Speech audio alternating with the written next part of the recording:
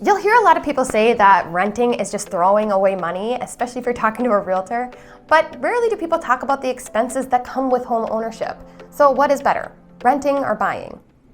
Some say that you should just find a cheap rental and then use the additional money to invest into an index fund or a stock that has a 6 to 8% annual return, and then you're going to net more money in the long term that way. Whereas others say that homeownership has a lot of benefits, including that it's a forced savings account, homes typically appreciate over time, and you can pass it on to your kids or other family members to set them up for a better life. There are tons of videos that break down the math of whether renting or buying is better, and I'm not going to break down the math in this video because there are too many factors to influence it, like inflation or an increase or decrease in the amount of homes or rentals. So I mainly want to point out some pros and cons that you may not have thought of, and I'm also going to touch on how buying a home as an investment can be different than investing in real estate. We'll start with the pros of renting. One, of course, being the flexibility of it. If you like to move around a lot, or maybe you know you're going to move in the next year or two because you want to move to a different school district or closer to amenities, or maybe you want to move to a different state, or maybe you're moving from a different state and you want to test out the waters before you commit to moving there. All you have to do is wait for the lease to expire, and then you can move on instead of having to wait to sell your house. Another great thing about renting is that you don't have to pay for repairs or worry about maintenance. A new furnace and AC can cost you $6,000 to $15,000, and a new water heater can cost you $4,000 if you don't have a friend with alternative resources. But it takes a lot to maintain your house, especially your foundation. You have to make sure that it's graded properly so that moisture doesn't get close to your house and deteriorate the foundation, which can cost you thousands in the future. Another pro is that you can rent a larger, nicer house for a smaller monthly payment than you would have if you were to buy a similar house. And I know this because I'm a leasing agent, and I rented this house, big, beautiful house, 20-foot tall ceilings. It had a 2-story fireplace, 5 super big bedrooms, 2 that had their own bathrooms, a massive basement with a walkout and a bar. And it was a beautiful house, almost 5,000 square feet. And this house rented for $3,200 a month. The tenants are responsible for the utilities, so let's just estimate $600 for that, bringing them to a grand total of $3,800. Now, if you were to buy a house similar to that one, it would sell for a minimum, I'm saying a minimum of $600,000. So if you were to bring just a 3% down payment, that would be almost $20,000. And that would give you a monthly payment of nearly $5,000, and that includes the principal, interest, taxes, and insurance. You add $600 to that for the utilities, bringing you to a grand total of $5,600, which is $1,800 more than renting a similar house. Also, moving costs are substantially cheaper. When you sell your house, there are costs associated with that, and often it's about 6.5% to 7% of the purchase price. And of course, these fees are negotiable if you have a realtor, but you want to make sure that somebody's properly marketing your home so that you can net the most money. And renting is better if you're not planning on living there for a long time. When you have a mortgage payment, a big chunk of that payment goes to the interest instead of the principal for the first few years. So if you're only going to live there for 2 years, it probably doesn't make sense. As for the cons of renting, one is that it's going to be harder to save money if you don't have that forced savings account.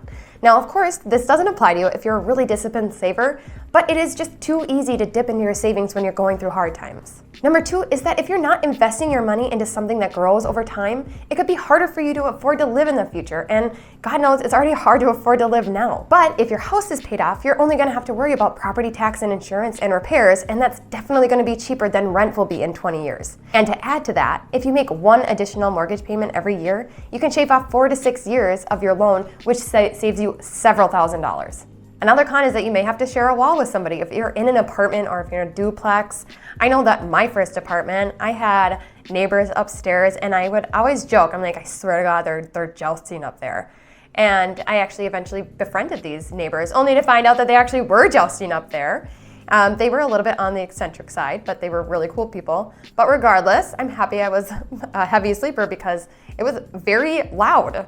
Another con is that you have to abide by the landlord's rules, and you really can't make it your own. You can't paint, you can't remodel, you can't change the light fixtures, and if you have pets and you want to put up a fence, you can at your own expense, but that improvement is just going to benefit the landlord. Which brings me to another con, which is shitty landlords. Don't get me wrong, some landlords are really great and some are shit, hence why the term slumlord is so well known. I mean, I've had a couple of friends that their heat went out in the winter and the landlord didn't want to pay a bunch of money, so they just did a bunch of cheap fixes, never actually fixing the problem, so it just kept happening. Or that there were leaks in the house and then they had to deal with mold. Of course, if you own a house, you're going to have to deal with that on your own, but you're going to be able to deal with it the way that you want to.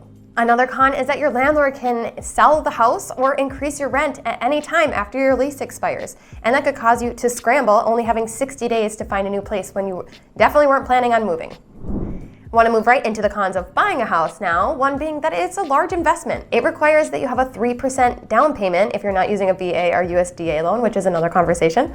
But it also requires that you have 3% saved for closing costs that cannot be wrapped into your mortgage. So that is 6% of the home's value that you need to come up with out of pocket, or of course use down payment assistance programs for. Number 2 is that you're gonna have more responsibility. You're gonna have to pay for the repairs and take care of the maintenance and all the other little weird quirks about your house. And sometimes the repairs can come really unexpectedly. I know I already mentioned this, but you're also gonna have to deal with the selling costs. But there's also stress that comes with that. So not only are you paying to sell your house, you have to deal with the stress of it. Things happen in transactions. Maybe the buyer's financing falls through, or you have a bad inspection. I mean, anything could happen. And that's why it's really important to have somebody that you trust to represent you. But I'm just saying that these things come up. Another con is the opportunity cost. Like I said, it's a large investment to buy a house, and so you're taking the opportunity away by investing that money into the house instead of something else. However, I do want to tell you a story about a client who bought their house in 2019, and then they sold their house in 2022, 3 years later, and they ended up netting $50,000 after the realtor fees and after paying off a $25,000 loan. Now, since prices are where they're at right now, I don't think that's as common, but it's definitely worth mentioning. Now, of course, there's a lot of pros to buying a house. You can change anything that you want, and you're the one in charge. You can paint, you can add a room, you can finish the basement, you can work on a bunch of do-it-yourself projects, which I realize maybe not everybody's really excited about, but I like to learn new things, and I think a lot of other people do as well. But if you're not really into that, you can, after you live in the house for a few years, you can pull out some of the equity and pay somebody to remodel it for you so that you can sell it for more in the future. And you don't have to wait for the landlord to come over and fix stuff. You can do it on your schedule with the contractors that you want, the way that you want. On top of that, it's more stable. Your payment stays the same for the most part. Now, if your property taxes increase, of course your payments are going to increase. So I'm not saying that it always stays the same, but it's definitely more stable than rent. And you can have your pets. I can't tell you how many times I've ran into friends that say that they're struggling to find a place to live because they don't accept pets, or that there's a limit on the weight or the amount of pets. And when you buy a house, you just don't have to worry about that. Another pro is that you don't have to pay capital gains tax when you sell up to a $250,000 profit for a primary residence. And of course, you can leave this house to your kids, to your family, to your friends, so that they're set up with a place to live, and it's easier for them to get ahead in life because they don't have to worry about their housing costs as much. If that wasn't enough pros for you, I want to explain how you can increase those benefits even further.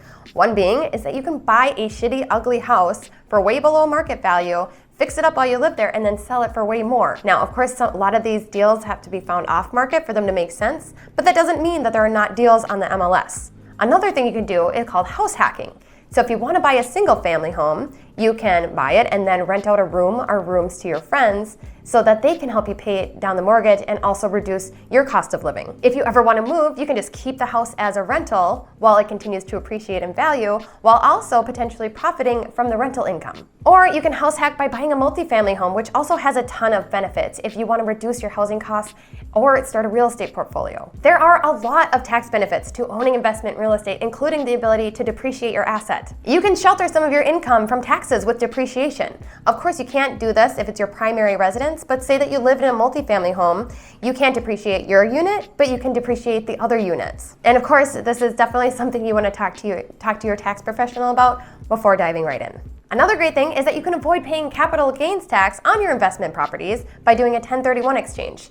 Now, of course, you do have to pay capital gains if you sell an investment property, but if you do the 1031 exchange, you can use those funds from that other house to put a down payment on 3 other houses without having to pay that tax. So what is better, renting or buying? Well, I really think it depends on what your goals and motivations are and what you're willing to put effort into. And I think investing into real estate can open up a lot of doors. But I would love to hear your opinions on which is better for you and why. So please drop a comment and let me know. And thanks for watching.